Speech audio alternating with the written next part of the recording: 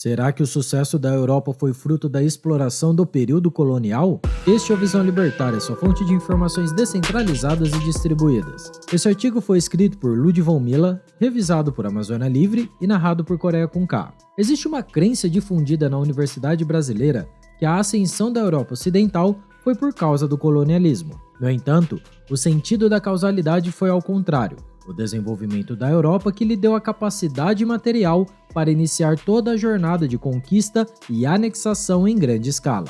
O notável avanço da indústria da construção naval foi apenas a ponta do iceberg. Somente sociedades já ricas é que poderiam arcar com os custos de iniciar um processo de colonização. Parênteses.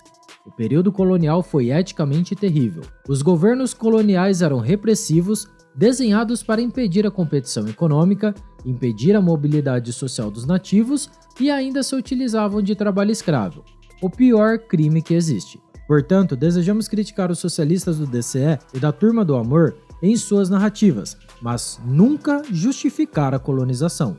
Na década de 1970, tanto a Revolução Soviética quanto a chinesa já tinham perdido seu glamour. Então, foi oportuna a criação de uma nova narrativa para desviar o foco da realidade miserável do socialismo e reintroduzir a sensação de superioridade moral que a esquerda precisa para acalentar o ego de seus pares. Esses militantes operam em função de suas emoções, e não adianta explicar que suas políticas de alocação de recursos de forma centralizada produzem apenas pobreza, pois o que importa é o ativista se sentir moralmente superior ao seu inimigo. É coisa de umbigo, é soberba e desvario.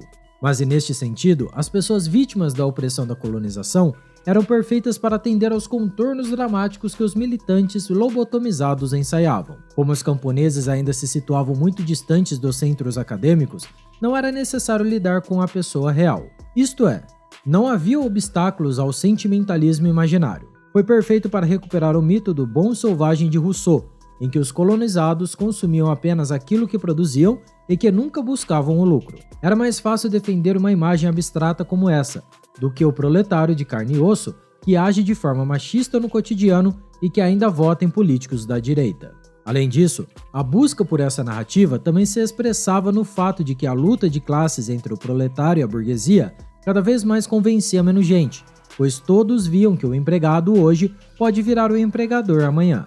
E não é rara a situação em que a mesma pessoa é funcionária de um estabelecimento e empresária de outro. Assim, a luta de classes é uma abstração teórica que, quando trazida para o plano concreto, se mostra falha.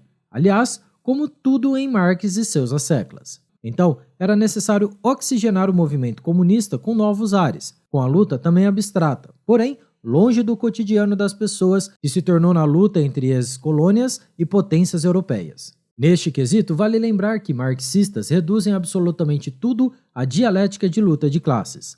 Então sempre estão buscando algum antagonismo na sociedade para representar-se como a síntese. Realidade pouco importa, já que tudo para essa gente é a busca pelo poder. E assim afirmaram sem o menor pudor, e também sem dados, que o desenvolvimento europeu foi uma consequência da exploração das colônias. Essa era a forma de atacar o capitalismo e ao mesmo tempo posicionar o socialismo como o parceiro natural dos movimentos de libertação pelo mundo. Como se esse socialismo fosse o único meio para encerrar as injustiças provocadas pela colonização. Na verdade, sabemos bem o que é o socialismo, quando é nele que seres humanos são colonizados por lobos vorazes. Primeiro, o socialismo jamais ajudaria as ex-colônias, e nem precisa entrar em detalhes dos erros da planificação econômica, porque moralmente já é uma tragédia. Essa abstração de culpar uma classe inteira pela desgraça da sociedade resulta, invariavelmente, na vingança contra indivíduos inocentes. Ao se procurar eliminar uma classe, elimina-se indivíduos que jamais estiveram envolvidos em qualquer atividade de exploração. E esse foi o sentimento que levou, por exemplo, ao massacre dos agricultores kulaks na União Soviética e às execuções públicas durante a Revolução Cultural Chinesa. Veja, remediar as injustiças nas ex-colônias é um propósito nobre e que as potências europeias deveriam ter atuado. No entanto, culpar o capitalismo é errado. Aliás, o que há de livre mercado na colônia? Nada, dado que ela só pode comercializar com a metrópole e ainda pagar altos impostos. Então, temos que chamar pelo nome correto. Colonialismo é socialismo. No período histórico conhecido como Idade Média, a universidade foi uma instituição exclusivamente europeia e chamada Studium Generale. A primeira universidade medieval organizou-se em Bolonha, na Itália, em 10.088. Outras posteriormente foram estabelecidas no Reino Unido e na França. Por volta de 1400, as universidades haviam sido amplamente estabelecidas por toda a Europa. Em Portugal, havia a Escola de Sagres, o que é ilustrativo de uma cultura intelectual em crescimento e que precede as grandes navegações. As disciplinas lecionadas eram artes, teologia e direito, no esquema de trívio e quadrívio. Mas depois a estrutura universitária foi aproveitada para dar vazão também à física e à engenharia, cursos fundamentais para a formação universal do entendimento da mecânica e da natureza. Por sua vez, foram essenciais para produzir a Revolução Industrial. Uma das invenções mais importantes no final do período medieval foi a impressora de Gutenberg, também conhecida como prensa móvel. E como não deveria ser nenhuma surpresa, a produção de livros na Europa aumentou progressivamente e seus preços caíram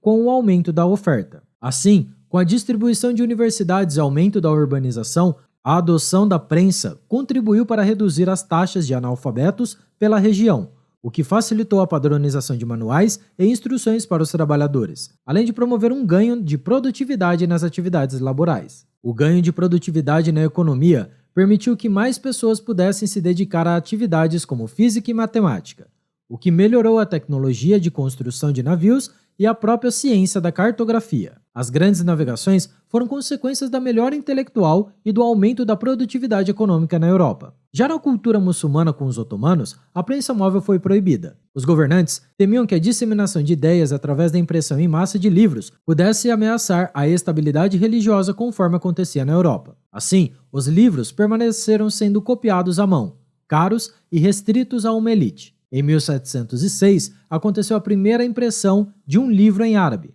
mas feita por cristãos em Alepo. E somente em 1729 que, oficialmente, Ibrahim Mutaferrika foi o primeiro muçulmano a operar uma prensa móvel. Isto é, 3 séculos após a adoção da tecnologia na Europa. Isso mostra como a censura de uma inovação fez a sociedade ficar para trás na corrida do desenvolvimento. Utilizar uma estrutura do Estado para controlar uma tecnologia nunca foi solução para nada. Somente as pessoas, através de trocas voluntárias, serão capazes de se adaptar a inovações disruptivas. Mas o Estado sempre tentará inibir as suas tecnologias, pois elas necessariamente produzem a ascensão de um grupo de pioneiros e a decadência de uma classe velha que fará de tudo para se agarrar ao poder. O uso da prensa melhorou a distribuição da informação, baixando o seu custo, que vai desde anúncio de jornais até a difusão de manuais e tratados de engenharia. Fato que ajuda a explicar a divergência tecnológica que ocorreu entre a Europa e o mundo islâmico, por exemplo. E não apenas isso, também explica a divergência no quesito luta pela liberdade entre as regiões.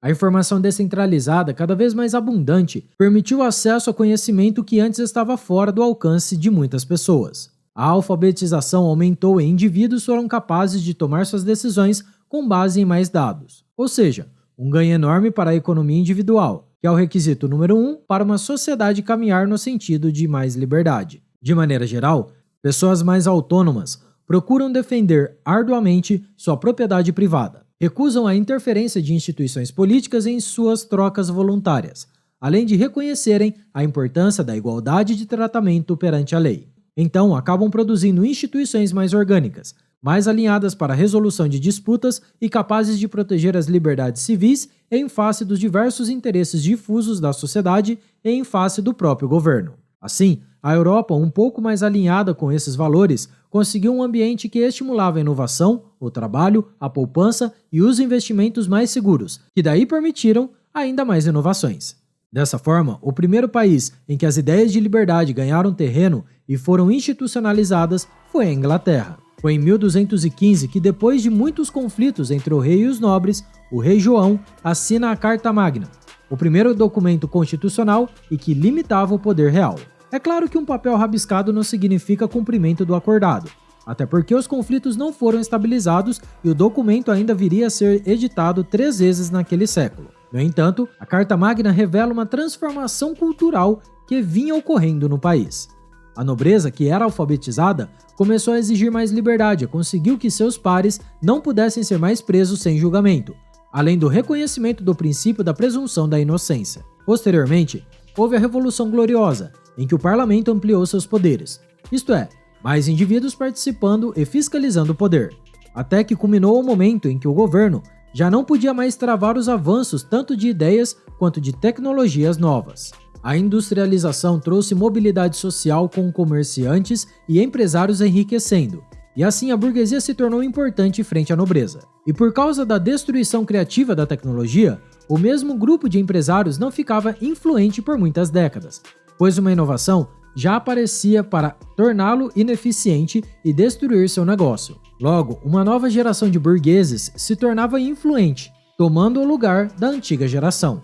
E dentro dessa cultura de transformação, foi uma questão de tempo até o pequeno trabalhador, o proletário, também começar a ter melhores condições de liberdade e representatividade frente ao Estado e à sociedade. Portanto, a Europa se desenvolveu devido à progressiva liberdade, que se desenvolveu no continente com a limitação do poder estatal, além do barateamento do custo de informação pela prensa, que trouxe descentralização de informação e aumento da alfabetização.